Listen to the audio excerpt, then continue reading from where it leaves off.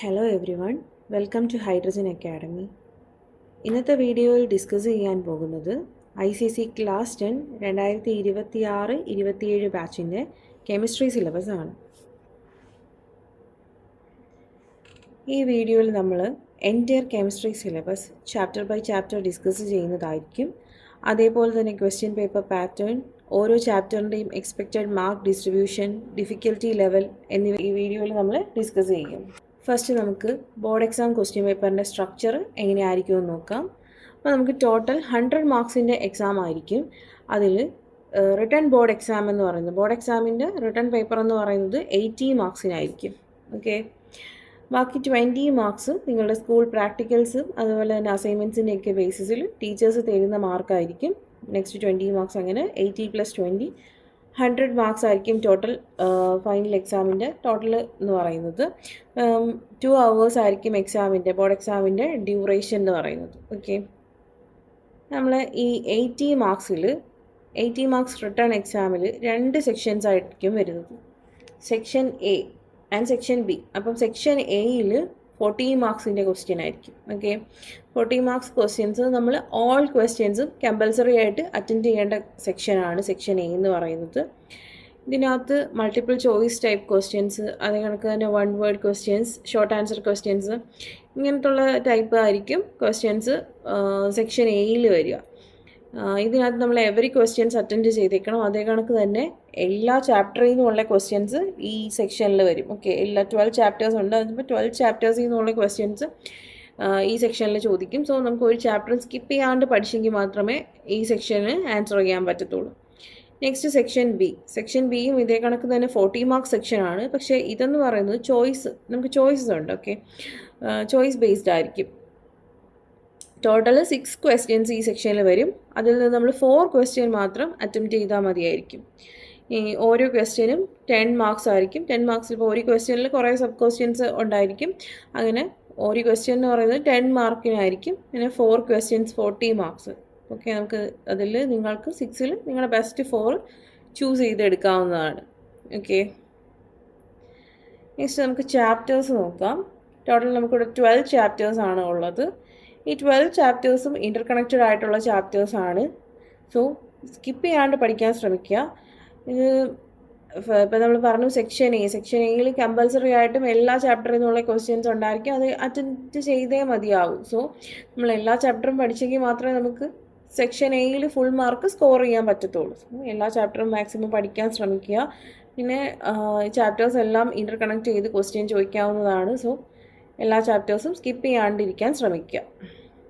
നമുക്ക് ഓരോ ചാപ്റ്ററും കുറച്ച് ഡീറ്റെയിൽഡ് ആയിട്ട് നോക്കാം. അപ്പോൾ ചാപ്റ്റർ 1 എന്ന് പറയുന്നത് periodic properties and variation of properties ആണ്. അപ്പോൾ നമ്മൾ 8th സ്റ്റാൻഡേർഡിലും 9th സ്റ്റാൻഡേർഡിലും ഒക്കെ പീരിയോഡിക് ടേബിളിനെ പറ്റി പഠിച്ചിട്ടുണ്ട്.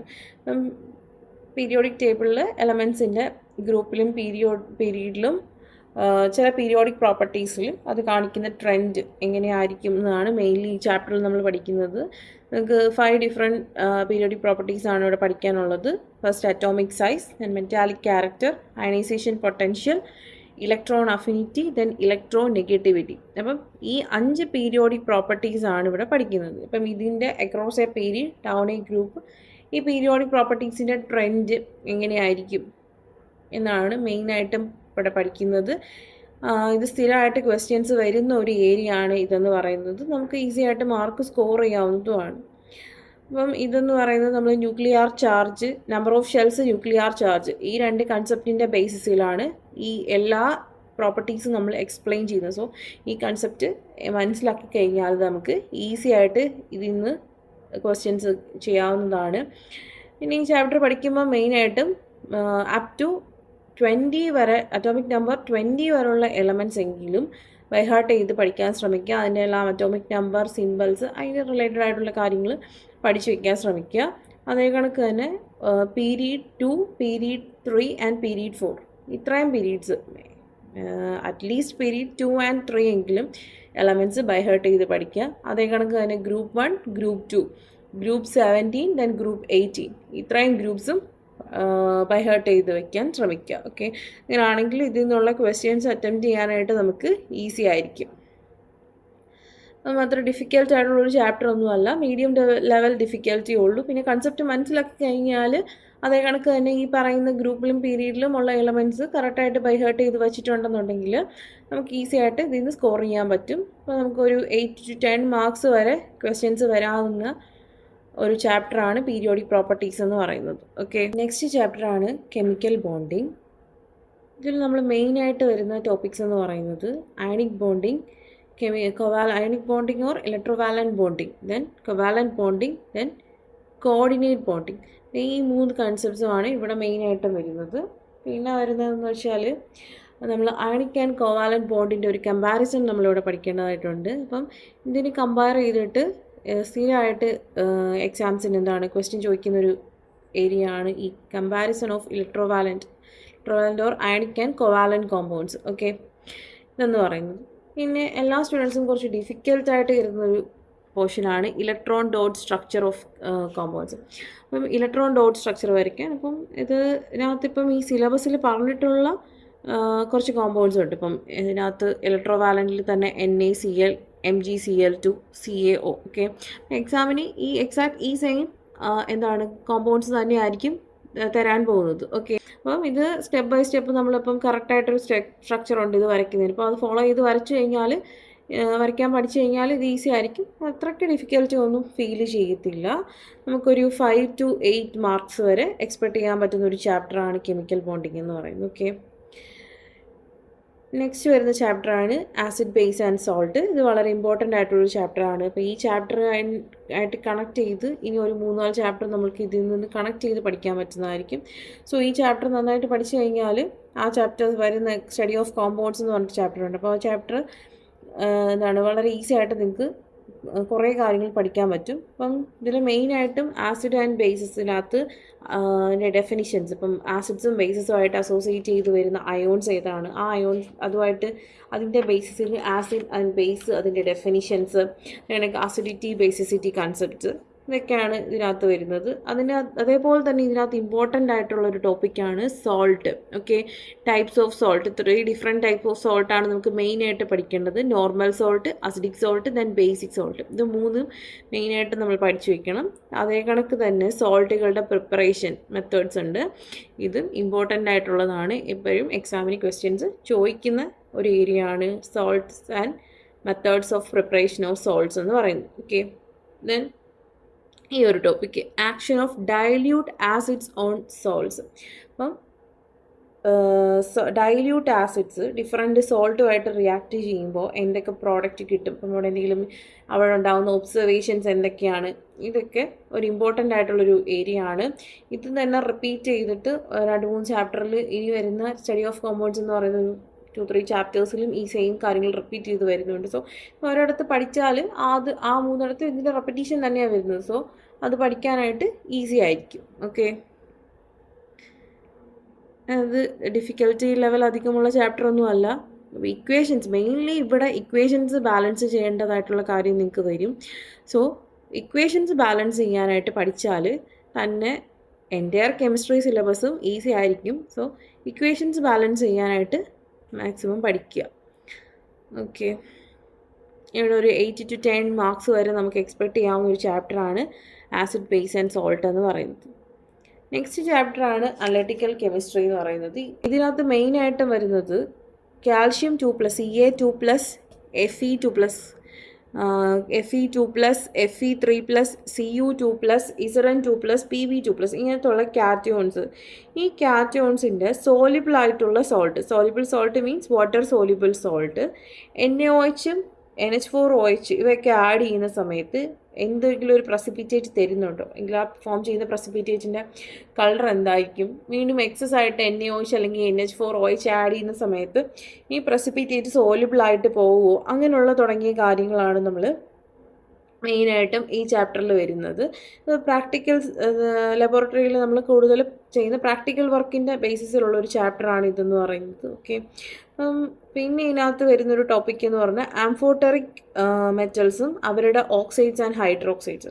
ആംഫോട്ടറിക് മെറ്റൽസ് എന്ന് പറഞ്ഞു കഴിഞ്ഞാൽ ബോത്ത് ആസിഡ് ആൻഡ് ബേസ് ആയിട്ട് ആക്ട് ചെയ്യാൻ പറ്റുന്നതിനാണ് ആംഫോട്ടറിക് എന്ന് പറയുന്നത്. ഓക്കെ, അപ്പോൾ ആംഫോട്ടറിക് ആയിട്ടുള്ള 3 metals aluminium, zinc and lead, ഈ 3 മെറ്റൽസിൻ്റെയും മെറ്റൽസ് അത് കണക്ക് തന്നെ അതിൻ്റെ ഓക്സൈഡ്സ്, ഹൈഡ്രോക്സൈഡ്സ് അത് ആൽക്കലി ആയിട്ട് റിയാക്ട് ചെയ്യുന്ന സമയത്ത് ഉണ്ടാവുന്ന റിയാക്ഷൻ, അതിൻ്റെ ഇക്വേഷൻസ് പഠിക്കണം, റിയാക്ഷൻ എന്തൊക്കെ പ്രോഡക്ട്സ് കിട്ടും, ഒബ്സർവേഷൻസ് എന്താണ്, അങ്ങനത്തെ ഉള്ള കാര്യങ്ങളൊക്കെയാണ് ഈ ചാപ്റ്ററിൽ വരുന്നത്. ഓക്കെ, ഒരു 5 to 7 മാർക്സിനായിരിക്കും ഓൾമോസ്റ്റ് ഈ ചാപ്റ്ററിൽ നിന്ന് ക്വസ്റ്റ്യൻസ് വരുന്നത്. നെക്സ്റ്റ് ചാപ്റ്ററാണ് മോൾ കൺസെപ്റ്റ് ആൻഡ് സ്റ്റോഷിയോമെട്രി. അപ്പം എല്ലാ സ്റ്റുഡൻസും കുറച്ച് ഡിഫിക്കൽട്ടായിട്ട് പറയുന്നൊരു ചാപ്റ്ററാണിത്. ബട്ട് നമ്മൾ ലോജിക്സ് ഉപയോഗിച്ച് കണക്ട് ചെയ്ത് പഠിച്ചു കഴിഞ്ഞാൽ അത്ര ഡിഫിക്കൽട്ടായിട്ട് ഈ ചാപ്റ്റർ ഫീൽ ചെയ്യില്ല. ഈ ചാപ്റ്ററിലെ മെയിൻ കൺസെപ്റ്റ്സ് ആണ് അവോഗാഡ്രോസ് ലോ, ഗേ-ലൂസാക്സ് ലോ, അതേ കണക്ക് തന്നെ vapour density and it's relation with molecular mass. അപ്പം ഇതൊക്കെ സ്ഥിരമായിട്ട് ക്വസ്റ്റ്യൻസ് വരുന്നൊരു ഏരിയയാണ്. അപ്പോൾ മെയിനായിട്ടും ഇതൊക്കെ റിലേറ്റ് ചെയ്തിട്ട് പ്രോബ്ലംസ് ആയിരിക്കും കൂടുതലായിട്ടും ചോദിക്കാറുള്ളത്. ദെൻ ഇതിനകത്തുനിന്ന് വരുന്ന ടോപ്പിക്കാണ് empirical formula. Okay, empirical formula, percentage composition, അതേ കണക്ക് തന്നെ gram atomic mass, gram molecular mass, molar volume, ഇതൊക്കെ ഒരു ഇമ്പോർട്ടൻ്റ് ആയിട്ടുള്ള ടോപ്പിക്സ് ആണ്. ഇതിനൊക്കെ വെച്ചിട്ടുള്ള ഇതെല്ലാം വെച്ചിട്ട് പ്രോബ്ലംസ് ആയിരിക്കും കൂടുതലും ഈ ചാപ്റ്ററിൽ നിന്ന് ചോദിക്കുന്നത്. ഓക്കെ, പൊതുവെ ഡിഫിക്കൽട്ടായിട്ടുള്ള ചാപ്റ്ററാണ് പക്ഷേ നമ്മൾ കൺസെപ്റ്റ് മനസ്സിലാക്കി കഴിഞ്ഞാൽ അത്രയും ഡിഫിക്കൽറ്റി ഫീൽ ചെയ്യില്ല. ഓക്കെ, ഒരു 8 to 10 മാർക്സിന് വരെയുള്ള ക്വസ്റ്റ്യൻസ് നമുക്ക് ഈ ചാപ്റ്ററിൽ നിന്ന് എക്സ്പെക്റ്റ് ചെയ്യാവുന്നതാണ്. നെക്സ്റ്റ് ചാപ്റ്ററാണ് ഇലക്ട്രോളിസിസ്. ഈ ചാപ്റ്ററിൽ മെയിനായിട്ട് മനസ്സിലാക്കേണ്ടത് ഇലക്ട്രോലൈറ്റ്സ്. ഓക്കെ, ഇലക്ട്രോലൈറ്റ്സ്, ഇലക്ട്രോഡ്, അതേ കണക്ക് തന്നെ ആനോഡ്, കാഥോഡ്, ഇലക്ട്രോലൈറ്റിക് സെൽ എന്നിങ്ങനെയുള്ള ബേസിക് ആയിട്ടുള്ള കൺസെപ്റ്റ് നമ്മൾ മനസ്സിലാക്കണം. കണക്ക് തന്നെ ആനോഡ്, കാഥോഡ്, ഇതിൻ്റെ ഈ ഇലക്ട്രോഡ്സിൻ്റെയൊക്കെ ചാർജസ്, ഓക്കെ, അവിടെ നടക്കുന്ന റിയാക്ഷൻസ് ഏതാണ്, അതിൻ്റെ ചാർജസ് എന്താണ്, ഇലക്ട്രോഡിൻ്റെ ചാർജ് ഏതാണ്, ഇതൊക്കെ സ്റ്റുഡൻസിനൊക്കെ പൊതുവേ തിരിഞ്ഞു പോകുന്ന ഒരു സാധനമാണ് ആനോഡ്, കാഥോഡിൻ്റെ ചാർജസ്, അല്ല അവിടെ നടക്കുന്ന റിയാക്ഷൻസൊക്കെ. സോ നമുക്ക് സിമ്പിളായിട്ടുള്ള മെമ്മറി ട്രിക്സ് യൂസ് ചെയ്തിട്ട് പഠിക്കാവുന്നതേ ഉള്ളൂ. ഇനി ഈ ചാപ്റ്ററിൽ വരുന്നത് electrolysis of acidified water. Okay, acidified water, അതേ കണക്ക് തന്നെ molten lead bromide, aqueous copper 2 sulphate with copper electrodes and platinum electrodes. Okay, അപ്പം ഇവിടെ ഇത് മൂന്നും ഇമ്പോർട്ടൻ്റ് ആണ്. ഇതിനകത്തിപ്പം ആനോഡിലും കാഥോഡിലും നടക്കുന്നുള്ള റിയാക്ഷൻസ്, ഈ മൂന്നിൻ്റെ ഇലക്ട്രോളിസിസിൽ ആനോഡ് കാഥോഡിൽ നടക്കുന്ന റിയാക്ഷൻസ്, അവൻ്റെ എല്ലാം ഒബ്സർവേഷൻസ്. ഇപ്പം ഇവിടെ തന്നെ 2 ഡിഫറെൻറ്റ് ഇലക്ട്രോഡ്സ് യൂസ് ചെയ്യുന്നുണ്ട്. ഇപ്പം ഈ പ്ലാറ്റിനം ഇലക്ട്രോഡ് യൂസ് ചെയ്തിട്ടുണ്ടെങ്കിൽ അതിൻ്റെ റീസൺ എന്താണ്, അല്ലെങ്കിൽ വേറൊരു ഗ്രാഫൈറ്റ് ഇലക്ട്രോഡ് എന്താണ് യൂസ് ചെയ്തത്, അങ്ങനെയുള്ള ഓരോ ഇലക്ട്രോഡ്സ് എന്തുകൊണ്ട് യൂസ് ചെയ്തു, അല്ലെങ്കിൽ ഓരോ ഇലക്ട്രോഡിലും നടക്കുന്ന റിയാക്ഷൻസ് എന്താണ്, അതിൻ്റെ ഒബ്സർവേഷൻസ് എന്താണ്, ഇതെല്ലാമാണ് ഈ ഏരിയയിൽ നമ്മൾ മെയിനായിട്ട് മനസ്സിലാക്കേണ്ടത്. നെക്സ്റ്റ് വരുന്നത് ഇലക്ട്രോളിസിസിൻ്റെ ആപ്ലിക്കേഷനാണ്. ഇതിൽ first electroplating with silver and നിക്കലാണ്. ഓക്കെ, അതേപോലെ തന്നെ നെക്സ്റ്റ് ആപ്ലിക്കേഷനാണ് ഇലക്ട്രോ റിഫൈനിങ് ഓഫ് കോപ്പർ എന്ന് പറഞ്ഞു. ഓക്കെ, അപ്പം ഇത് രണ്ടും ഇമ്പോർട്ടൻ്റ് ആയിട്ടുള്ള 2 ടോപ്പിക്സാണ്. മീഡിയം ലെവൽ ഡിഫിക്കൽറ്റി മാത്രമുള്ളൊരു ചാപ്റ്ററാണ്. നമ്മൾ ബൈഹേർട്ട് ചെയ്യാൻ ശ്രമിച്ചാൽ ഡിഫിക്കൽട്ടായിട്ട് തോന്നും, പക്ഷേ കൺസെപ്റ്റ് മനസ്സിലാക്കിയാൽ നമുക്ക് വളരെ ഈസി ആയിട്ടുള്ളൊരു ചാപ്റ്റർ ആയിരിക്കും ഇത്. 10 to 12 മാർക്സ് വരെ നമുക്ക് ഈ ചാപ്റ്ററിൽ നിന്ന് എക്സ്പെക്റ്റ് ചെയ്യാവുന്നതാണ്. ഓക്കെ, നെക്സ്റ്റ് ചാപ്റ്ററാണ് മെറ്റലർജി.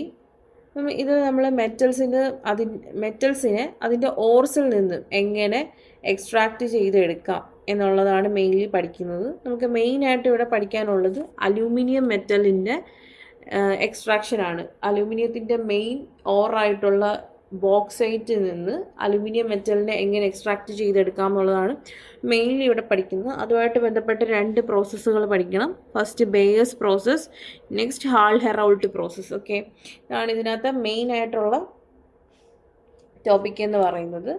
പിന്നെ ഈ ചാപ്റ്ററിൽ പഠിക്കേണ്ടതെന്ന് വെച്ചാൽ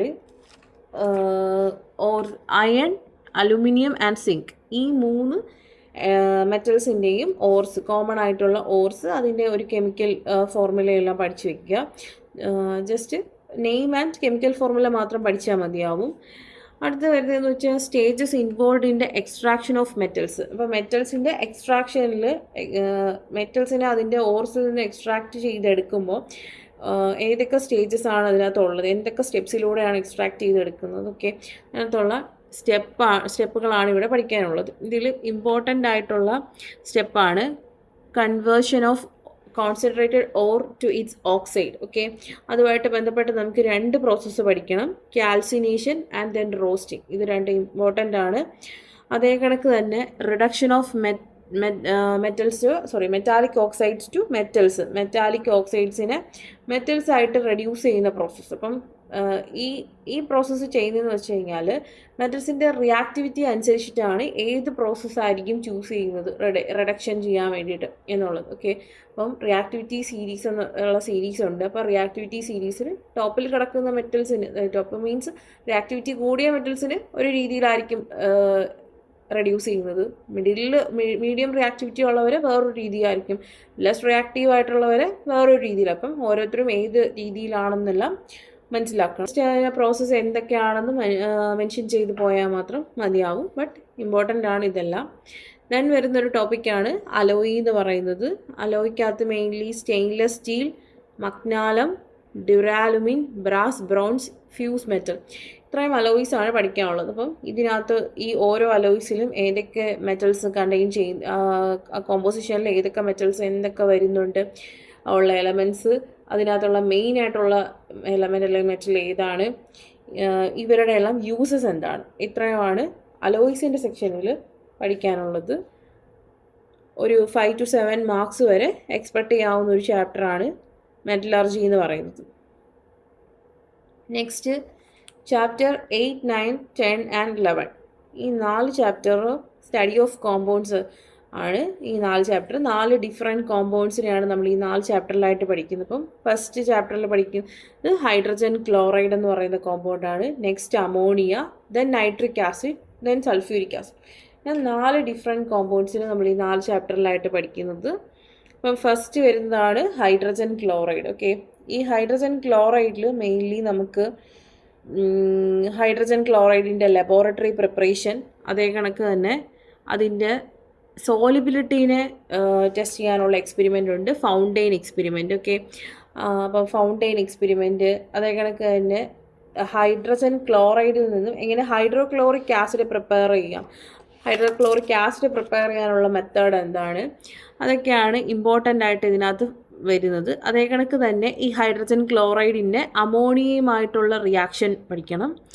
നെക്സ്റ്റ് ഈ 6ാമത്തെ വരുന്ന ടോപ്പിക്കാണ് ആസിഡിക് പ്രോപ്പർട്ടീസ്. ഇത് ഓൾറെഡി നമ്മൾ acid base and salt chapter വന്നപ്പം പറഞ്ഞിട്ടുണ്ടായിരുന്നു. Acids different salt, dilute acids different സോൾട്ടുമായിട്ട് എങ്ങനെ റിയാക്ട് ചെയ്യും എന്നുള്ളത്. ഓക്കെ, ഓൾമോസ്റ്റ് അതിനകത്ത് വരുന്ന കാര്യങ്ങൾ തന്നെയാണ് കുറേയും ഇതിനകത്തും വരുന്നത്. എല്ലാം ആസിഡ് ബേസ് ആൻഡ് സോൾട്ടിൽ നമ്മൾ ഓൾറെഡി പഠിക്കുന്ന സോൾട്ടുകളായിട്ടുള്ള റിയാക്ഷൻസ് തന്നെയാണ് ഇവിടെയും പഠിക്കുന്നത്. ഓക്കെ, സോ അവിടെ അത് കറക്റ്റായിട്ട് പഠിച്ചാൽ ഇവിടെ റിപ്പീറ്റ് ചെയ്യുക തന്നെയാണ് ചെയ്യുന്നത്.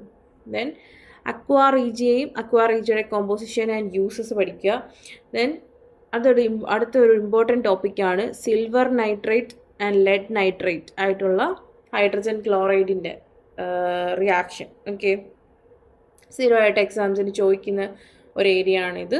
Next test for HCl gas and hydrochloric acid. Okay, HCl ഗ്യാസിൻ്റെയും ഹൈഡ്രോക്ലോറിക് ആസിഡിൻ്റെയും പ്രസൻസ് എങ്ങനെ നമുക്ക് മനസ്സിലാക്കാൻ പറ്റും, എന്ത് ടെസ്റ്റ് ആണ് അതിന് വേണ്ടിയിട്ട് ചെയ്യുന്നത് എന്നുള്ളതൊക്കെയാണ് ഈ ഹൈഡ്രജൻ ക്ലോറൈഡ് എന്ന് പറയുന്ന ചാപ്റ്ററിൽ നമ്മൾ പഠിക്കുന്നത്.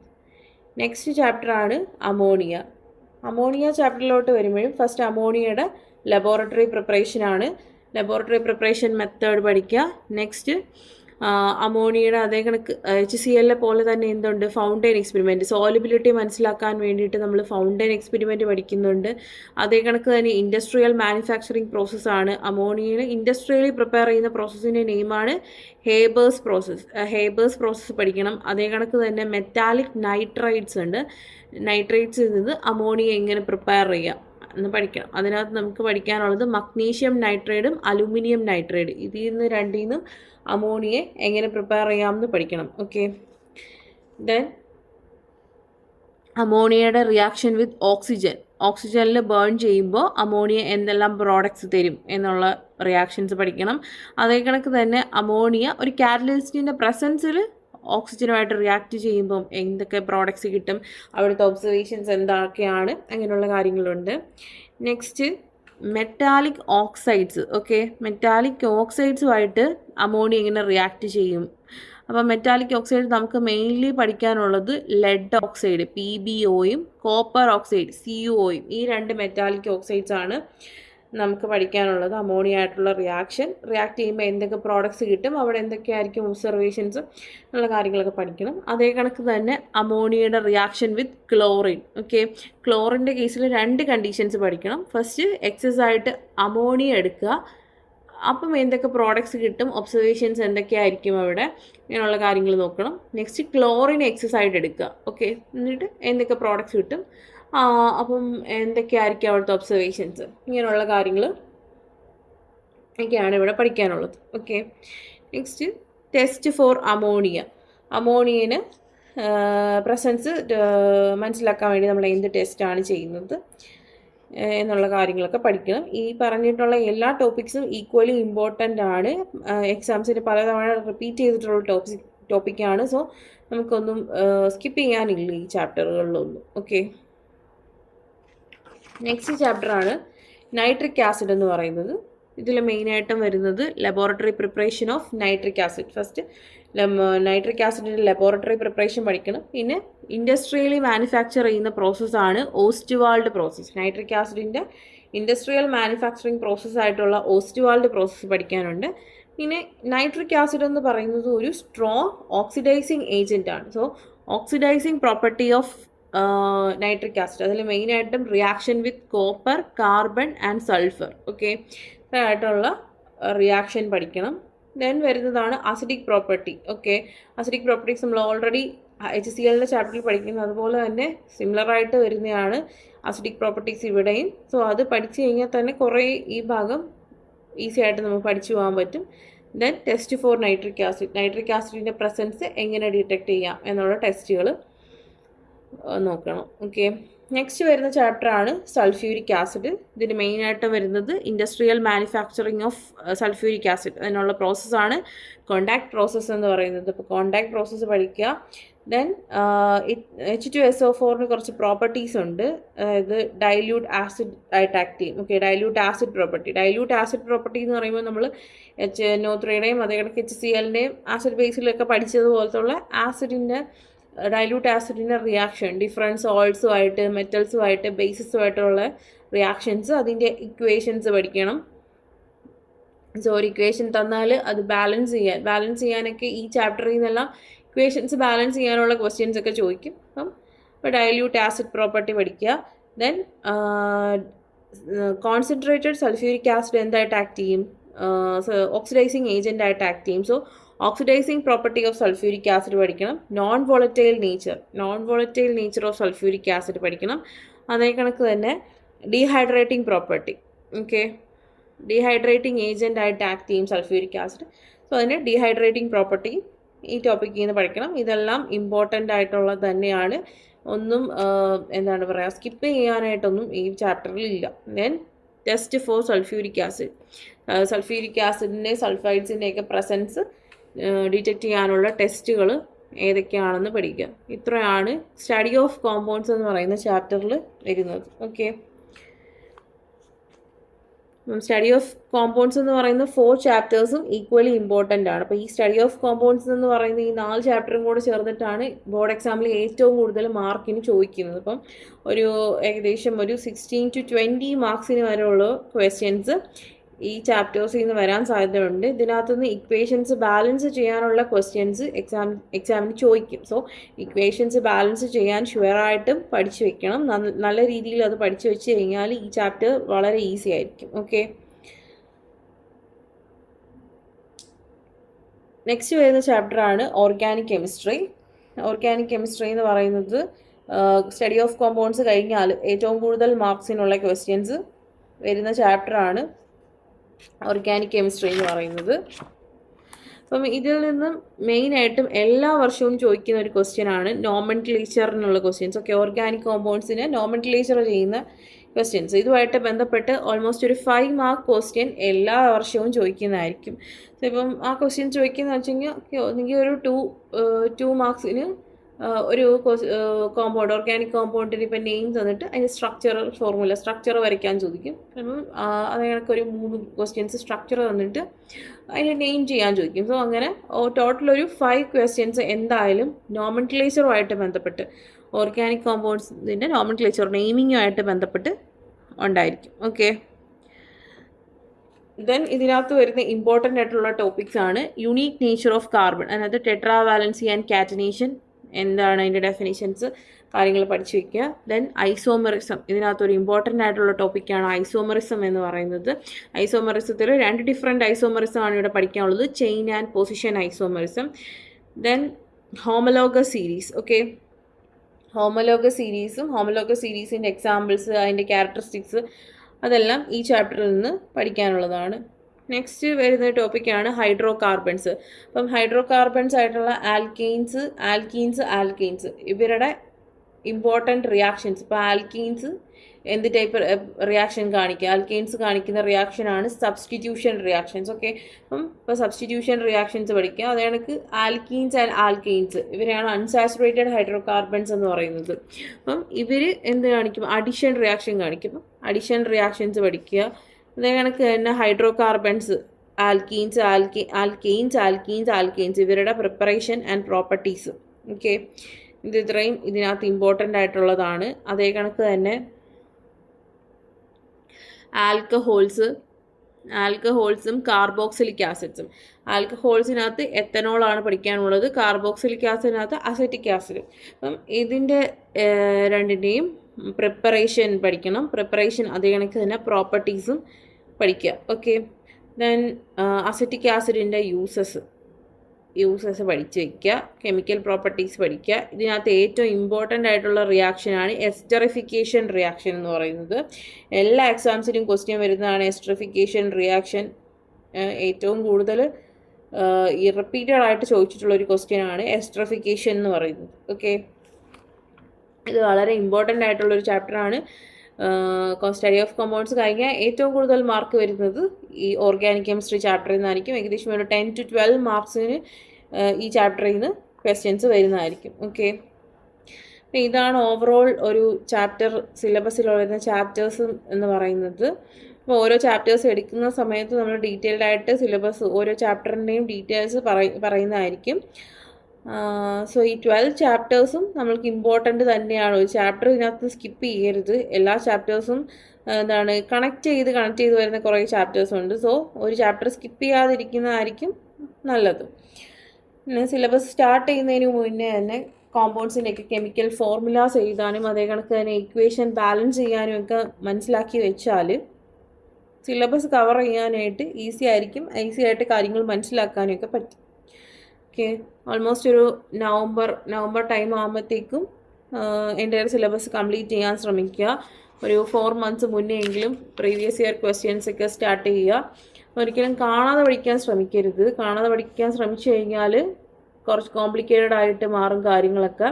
സോ നമ്മൾ മനസ്സിലാക്കി പഠിച്ചു കഴിഞ്ഞാൽ കൺസെപ്റ്റുകളൊക്കെ വളരെ ഈസി ആയിരിക്കും. നമ്മൾ ഇനിയുള്ള വീഡിയോസിൽ ഓരോ ചാപ്റ്റേഴ്സ് ഡീറ്റെയിൽഡ് ആയിട്ട് പറയുന്നതായിരിക്കും. All the best.